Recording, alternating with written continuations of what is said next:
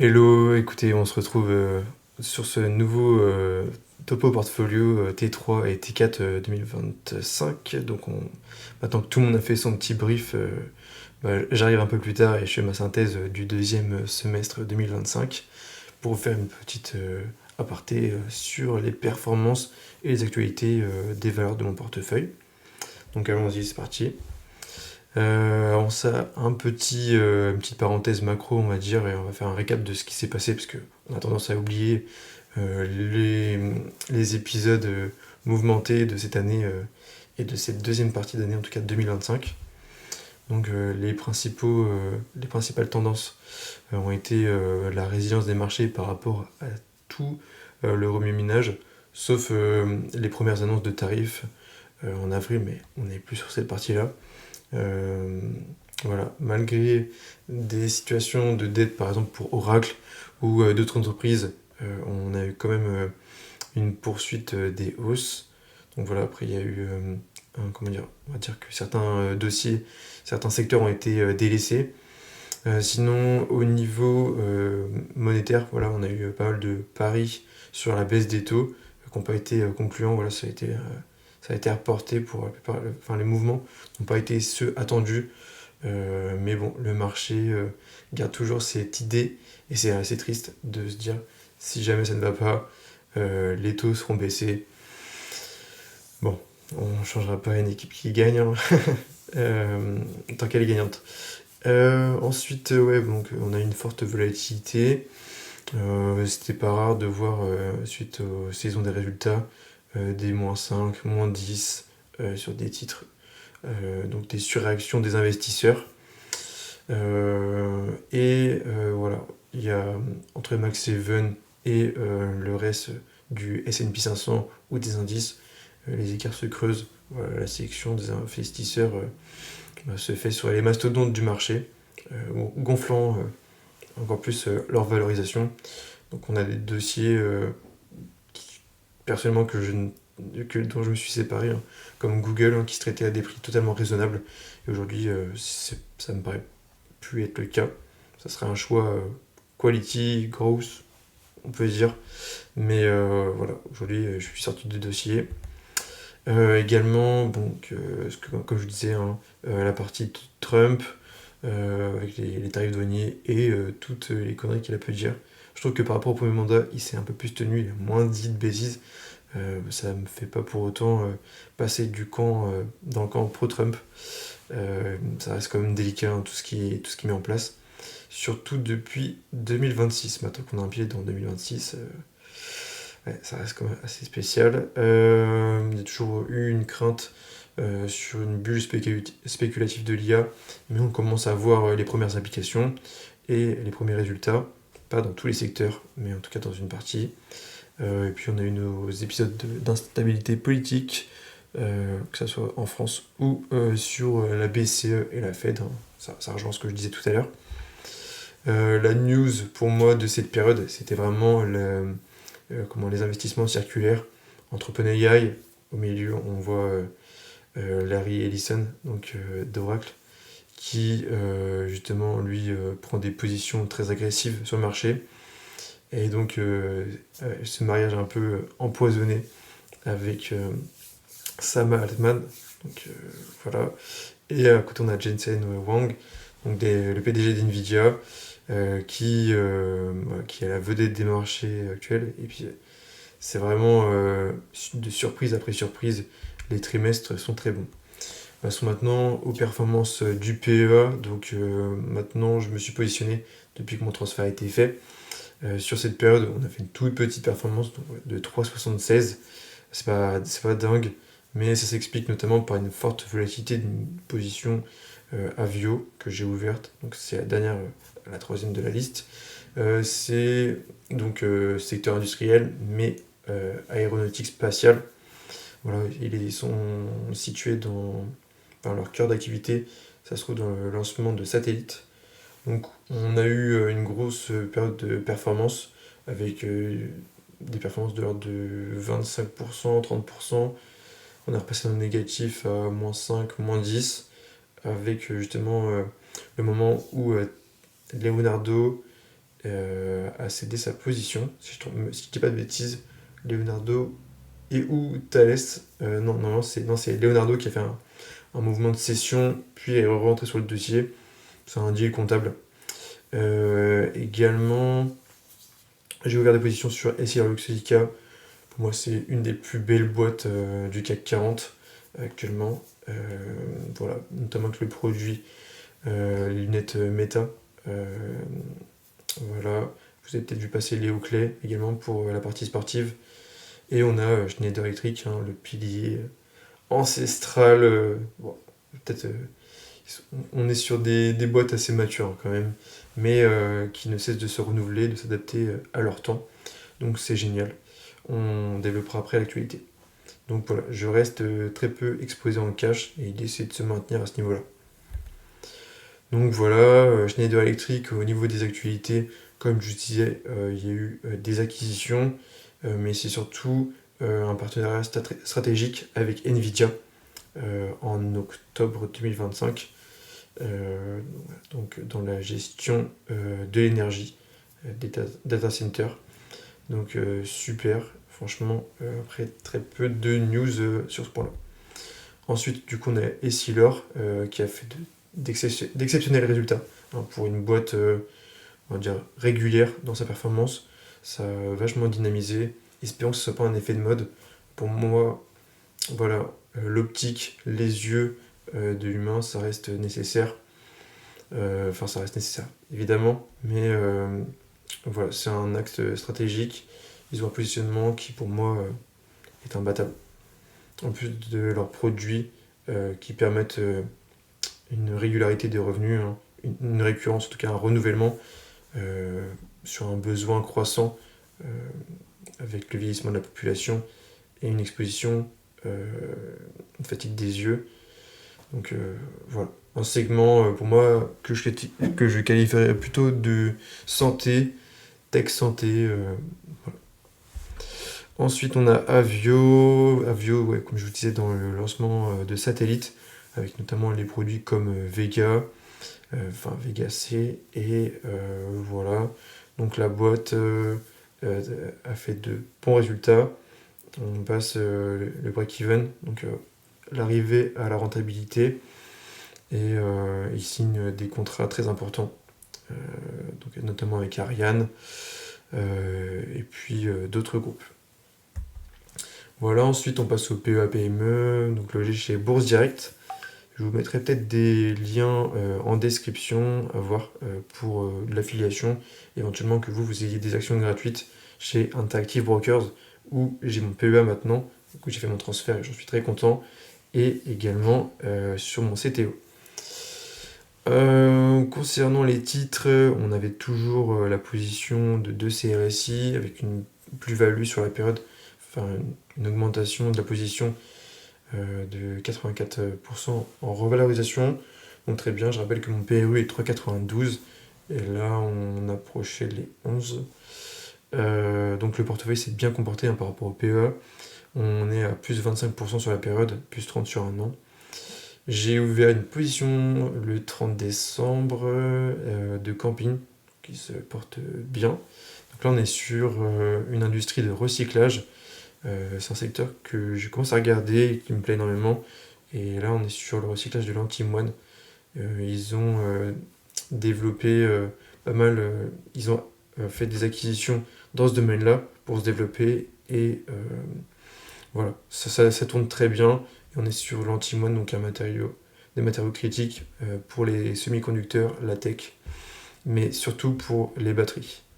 Et puis voilà, on a le fonds Indépendance Europe Small qui est toujours très bien géré par William Higgins. Voilà, donc là c'est Indépendance AM avec William Higgins. Je peux vous faire un petit commentaire de ce qu'on peut voir. Donc dans le fond, on a un camping. Camping, je l'ai également retrouvé dans des newsletters où il y avait plus d'analyse. Donc j'ai fait une petite lecture. Pour l'instant, ma position n'est pas assez... voilà, je connais pas assez bien le dossier, notamment l'antimoine, donc je vais creuser cette partie-là. Sur la période de... moi, je suis arrivé en fin de période, mai y a eu une correction de l'antimoine, et donc ce qui a mécaniquement fait baisser le cours de camping qui s'est rattrapé sur la fin de l'année. Donc voilà, puis sinon, des mouvements classiques, hein. Rien de trop à signaler pour le fond. De ces récits, très très belle boîte. Pardon, j'avance un peu vite. De ces récits, très très belle boîte. Franchement, ils développent leurs entités. Donc on passe sur un groupement avec des stratégies définies. Je ne dirai pas plus la société ici, mais si vous voulez, je vous ferai des analyses détaillées des sociétés en portefeuille. Moi, ça me fera retravailler mes tests d'investissement et faire des recherches supplémentaires. Si ça vous intéresse, dites-le moi. Voilà, ensuite, camping, comme je vous disais, c'est le recyclage de l'antimoine. Antimoine qui peut servir à plein de choses. Également aux appareils sur la lutte contre l'incendie. Ensuite, le CTO, donc là j'avais mis CTO 1, c'est CTO partie 1 et CTO partie 2. Là, du coup, on a soldé les deux comptes titres Bourse Direct qui n'étaient pas très bons au niveau des frais, hein. À l'international, je rappelle, c'est pas le plus intéressant. Par contre, Interactive Broker se débrouille très bien.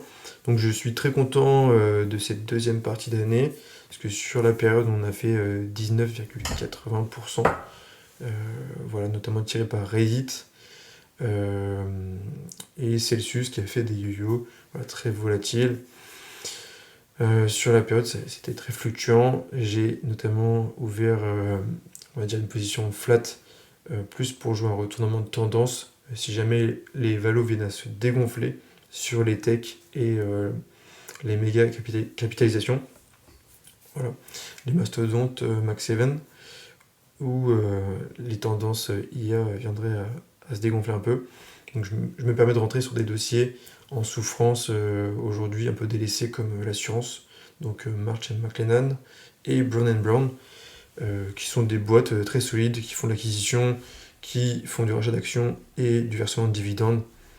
Voilà, donc c'est des positions assez récentes. Et que j'ai continué à renforcer. Ensuite, là, on a plus des sociétés de croissance, comme Toast, qui a été ouverte sur la mi-décembre. Webtoon qu'on garde en portefeuille, qui a été transféré. Et Grab, que j'ai ouvert, voilà. On est neutre, mais j'ai ouvert ça en août. Donc c'est une société sur le transport de livraison, c'est l'équivalent de Uber. Mais si vous êtes déjà allé, on va dire en Indonésie, comme à Bali, ou en Thaïlande, ou à Singapour, vous avez sûrement utilisé les services de Grab. Donc que ce soit pour le transport VTC ou la livraison de nourriture. Ils ont également des services financiers, comme peut faire Toast justement, sur les commerçants, la technologie de paiement, et notamment pour les restaurateurs. Donc voilà, ça c'est un secteur qui me plaît bien plus que les cartes de crédit, qui sont pour moi sujets à des risques politiques, voilà, ou réglementaires. Et en dernier, on a Blue Owl Capital. Donc, cette position, on l'avait déjà initiée sur le premier semestre. J'en suis pas peu fier, voilà. Enfin, j'en suis pas peu fier. La performance n'est pas là, mais c'est une boîte qui a du rendement. Donc ça n'a rien à voir avec ma stratégie habituelle, mais je pense que ce dossier va profiter d'une revalorisation à terme. Je vais me permettre de rentrer tant que la lumière n'est pas trop sur ce dossier-là, mais en tout cas, sa prise de position stratégique sur des parts de société en échange d'un accès au crédit m'intéresse beaucoup. Voilà. Et également, ils font du crédit alternatif. J'aime bien, c'est des stratégies différenciantes dans l'univers private equity crédit. Voilà, donc ça c'est ma performance compte titre. Pas forcément très bien présentée. Ça c'était mes positions d'avant sur les CTO 1. Donc on est sorti d'NVIDIA et d'Alphabet. J'ai pas remis à jour les performances. Par contre, on retrouve Webtoon et on est également sorti de BWXT, donc la société sur le nucléaire, qui avait explosé en bourse. Donc j'ai acté mes gains de plus de 100%. Donc pas trop déçu. même si aujourd'hui le nucléaire est encore un sujet sur la table pour alimenter les data centers, je pense que ça reste plus compliqué plus compliqué dans l'application que ce qu'on l'imagine. Ça va pas se faire en claquant des doigts et ça va être très lourd de frais en infrastructure. Donc à moins que ça soit lourdement subventionné par les États-Unis et qu'on ait une reprise un peu dans tous les pays, j'ai du mal à voir une amélioration des fondamentaux. Voilà, Celsius. Donc là, le second semestre a été dynamisé par l'intégration d'Alaninhu dans le portefeuille de boissons. Également Rockstar, qui est une marque plus mature. Alaninhu, c'est une marque destinée à la clientèle féminine. Et Celsius, c'est plutôt mixte, mais sur le sport. Donc voilà, on retrouve différents positionnements marketing. Donc ça a très bien marché, hein. C'est une marque qui a le vent en poupe. Webtoon, ils ont fait des partenariats stratégiques avec Disney et avec Warner Bros. Pour l'adaptation en cartoon Webtoon. Et également, ils ont mis en place du média short comme TikTok, comme Instagram ou comme YouTube. Donc ça, c'est des formats qui fonctionnent bien, qui permettent l'acquisition, en tout cas la rétention de clients. Et voilà, je conserve cette position. Je considère qu'il faudrait que je creuse le dossier un peu plus et que je m'intéresse un peu plus au produit. Reddit, très belle boîte. Seulement, il faut faire attention au positionnement par rapport au LLM, OpenAI, etc. Parce qu'il y a eu des petites tensions. Et faut pas oublier que quand même ce sont les rois du trafic.